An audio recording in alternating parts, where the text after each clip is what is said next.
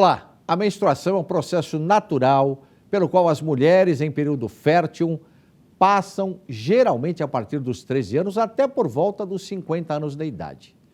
Diante de um país com profundas desigualdades sociais e econômicas, é possível imaginar o impacto da ausência de recursos financeiros para que as mulheres tenham condições mínimas de higiene e saúde para passar pelos ciclos, que duram em média de 3 a 7 dias por mês.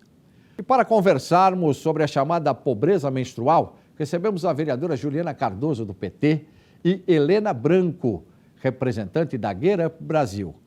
Agradecer desde já a participação das nossas convidadas. Fique à vontade para cumprimentar os nossos telespectadores. Olá a todas e todos e todes que estão nos acompanhando aqui na TV Câmara. É com grande prazer que eu estou aqui com a Helena para a gente conversar um pouco sobre a questão menstrual das mulheres. Aliás, era tema tabu e hoje a gente precisa falar sobre políticas públicas. Obrigada pela oportunidade. Eu também gostaria de agradecer, é um prazer enorme estar aqui conversando aí com uma mulher tão interessada em avançar nas políticas públicas tão necessárias que a gente tem aí com relação à garantia da dignidade menstrual. Para a gente começar, vamos definir o que é, na verdade, pobreza menstrual. Ela está apenas relacionada à falta de condições financeiras que uma mulher tem para comprar absorventes, por exemplo, ou também envolve questões relacionadas à falta de informações sobre a menstruação, até mesmo sobre a necessidade das mulheres terem uma infraestrutura adequada para a higiene menstrual. Fiquem à vontade, vocês podem responder, a vereadora começa ou você começa, Helena. Então, quando a gente fala sobre pobreza menstrual, vai além da falta de condições financeiras para comprar absorvente. Envolve questão, como você falou, como falta de informação, de estrutura, em especial, como eu disse, é tabu essa questão de falar sobre menstruação ligada às mulheres. Ela ainda é muito assunto que às vezes acaba tendo desconforto, né, na sociedade, principalmente com os mais velhos. Inclusive, porque geralmente é um espaço... quando a gente fala sobre isso, a gente não fala sobre a falta de absorvente, né? A gente também tem que dizer sobre a falta de saneamento básico, a falta de banheiro, e cada vez mais, infelizmente, as pessoas estão vivendo um processo que estão ficando até sem teto, né? Essa questão envolve dois extremos. Por um lado, a precarização e o aumento da pobreza nessa conjuntura que nós estamos vivendo e a falta de atenção às necessidades dessas meninas e mulheres em algo tão básico. E, por outro lado, conseguir trazer esse debate para essa luta, para que não só no Congresso, não só na opinião pública, mas também nesse espaço do Parlamento, na Câmara Municipal, junto com o movimento, junto com as mulheres, para que a gente possa mostrar essa força que quando une, movimenta e avança. Bom, eu gostaria de ressaltar aí, a vereadora foi muito certeira em dizer que a gente pode separar aí a pobreza menstrual, então, especialmente em 3 eixos, né? A falta de produtos menstruais com um ciclo saudável, a falta de saneamento básico, de infraestrutura para ter também questão de saúde pública, né? Para que as mulheres tenham um fluxo menstrual também com manejo saudável, e a educação menstrual, né, que como a vereadora citou, ainda é um grande tabu se falar sobre menstruação. Então a gente precisa aí fortalecer essa educação menstrual, para que as meninas, mulheres, pessoas que menstruam conheçam os seus corpos. E a gente tem também aí como um sintoma desse tabu a falta de dados, né? Então a gente tem aí essa questão de trazer a discussão à tona para tentar acabar com esse tabu, né? Porque, como você mesmo iniciou falando, é uma questão biológica, né? Que acontece com pelo menos aí 50% da população. E um desses sintomas é a nossa falta de dados, a nossa falta de conhecimento sobre o nosso corpo. E é uma coisa que, enfim, as mulheres, a juventude, aí as meninas estão trazendo cada vez mais isso, porque pobreza menstrual não é uma coisa, é uma questão com múltiplas facetas, múltiplas realidades, que a gente tem que pensar tão plural quanto essa questão quando a gente for formular as políticas públicas.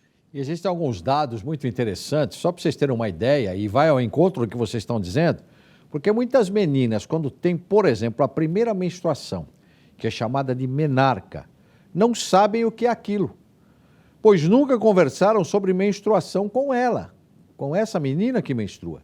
Segundo o movimento Get Up, né, na Colômbia, que é um país vizinho ao nosso, 45% das meninas desconhecem a origem do sangue menstrual. 20% o consideram sujo. Olha que coisa. Segundo a Get Up, o Brasil não foge a essa regra. E como reverter essa situação? A vereadora já falou um pouquinho sobre isso também.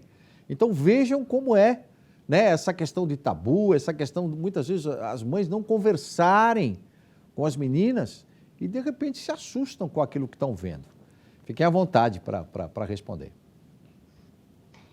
Olha, a gente também tem que colocar aí a relação da evasão escolar, né, de adolescente no período menstrual. E é importante que a gente coloque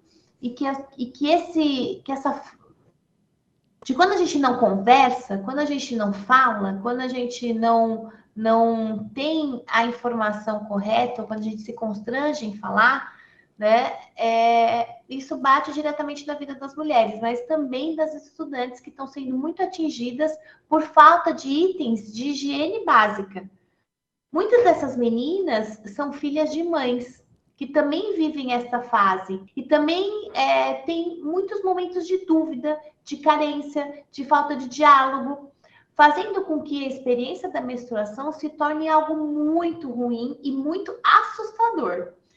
E o tabu em torno das questões femininas, numa sociedade machista e patriarcal que a gente vive, leva muitas vezes as mulheres se ver numa fase natural da vida como algo sujo, como você mesmo falou aqui. Então, é sujo, é nojento, é vergonhoso. Então, a melhor maneira de se lidar com isso é exatamente através do diálogo, da valorização, da conversa, de falar sobre os nossos corpos, né? Então, hoje nós estamos vivendo um momento que as pessoas não querem falar, por exemplo, sobre a sexualidade, não querem falar sobre os corpos, não querem falar sobre a questão de gênero. Falar sobre isso é a gente startar informações e as mulheres conseguirem se conhecer melhor. É importante ressaltar também, só para complementar, antes de você falar, a Get Up Brasil é fundamental quando traz esses dados, né? Quando mostram para a gente a situação que muitas vezes a gente desconhece. Mas é fundamental esses levantamentos que vocês fazem e que também forçam a sociedade a discutir o assunto. Não é verdade, Helena? Exato. Puxando aí o gancho da vereadora, tem uma frase muito interessante da pesquisadora Caroline Moraes, que diz assim, né, na pesquisa dela da Unicef sobre pobreza menstrual: não falar sobre menstruação já é um jeito de falar sobre isso. Então, a gente precisa realmente abrir esse espaço para o diálogo, para debater essa questão e junto com as meninas, né? Não adianta falar sobre, mas não ter esse diálogo das meninas participando disso, de não ter isso no ambiente escolar, né? Então, é uma questão super, super importante, só ressaltando isso. E como você citou também, essa questão dos dados é super, super importante para que a gente possa construir políticas públicas que realmente atendam às necessidades das meninas, né? Então, vou citar alguns dados aqui da nossa pesquisa sobre pobreza menstrual e educação de meninas. Então, a Girl Up Brasil lançou essa pesquisa, que foi uma pesquisa pioneira para falar sobre o assunto. Como eu disse, um desses sintomas da gente não falar sobre ter esse tabu sobre a menstruação gera com que a gente não estude sobre isso, a gente não fale sobre os impactos da pobreza menstrual. Então, a gente realizou esse estudo sobre pobreza menstrual e educação de meninas. Então, para vocês terem uma ideia, mais de 4 milhões de estudantes frequentam escolas com estrutura deficiente de higiene, como, por exemplo, banheiro sem condição de uso, sem pia, sem lavatório, sem papel higiênico e sabão. E desse total, quase 200 mil meninas e mulheres não contam com nenhum item de higiene básica no ambiente escolar. e 713 mil não têm banheiro em suas próprias casas. Então, quando a gente fala sobre dados, é também sobre entender que a pobreza menstrual está nessa questão da gente não falar sobre o corpo e da menina, muitas vezes, não ter essa estrutura nem em casa, nem na escola. A gente está falando que é também uma questão estrutural de acesso a saneamento básico. Além do próprio acesso ao produto, né? Então, a gente tem uma pesquisa também realizada pela Sempre Livre que calcula que 22% das jovens entre 12 a 14 anos não têm acesso a produtos menstruais e essa porcentagem cresce para 26% das jovens entre 15 a 17 anos, né? E como a vereadora estava falando, a gente tem índices terríveis aí de desemprego, né? E chega a ser cruel a gente ter que pensar que as famílias têm que escolher muitas vezes entre colocar comida na mesa ou pagar caro, porque absorvente em farmácia é um produto caro, para que uma jovem na família possa ter a dignidade durante o seu período menstrual. E quando ela não tem dignidade no seu período menstrual, não tem dinheiro, por exemplo, para comprar um produto que é pensado, né, para conter a menstruação, a gente tem aí muitos relatos de profissionais da saúde do SUS relatando infecções vaginais que chegam no sistema público de saúde em decorrência da falta de condições mínimas para o manejo saudável da higiene menstrual, né? Então, muitas vezes aí, por falta de dinheiro para comprar absorvente, uma menina usa um absorvente por mais de 24 horas, que deveria ser trocado de 4 em 4 horas, e isso pode acabar gerando infecções, né? Então, a gente precisa pensar na infraestrutura do saneamento básico, pensar nesse produto como estratégias de saúde pública, além de direitos humanos, né? Porque, enfim, como a vereadora citou, isso impacta a educação das meninas, né? E além da saúde mental, da saúde física, e a gente está em um momento crítico para o sistema de saúde. Então, é muito importante que a gente pense nessas diversas esferas da pobreza menstrual. É muito importante, né, a gente atentar para essas questões, que são fundamentais. E, claro, nós temos muito mais para conversar. Eu peço licença às nossas convidadas, nós vamos para um rápido intervalo, mas a gente volta na sequência com muito mais sobre esse assunto, que é tão importante para todos nós. Nós voltamos já.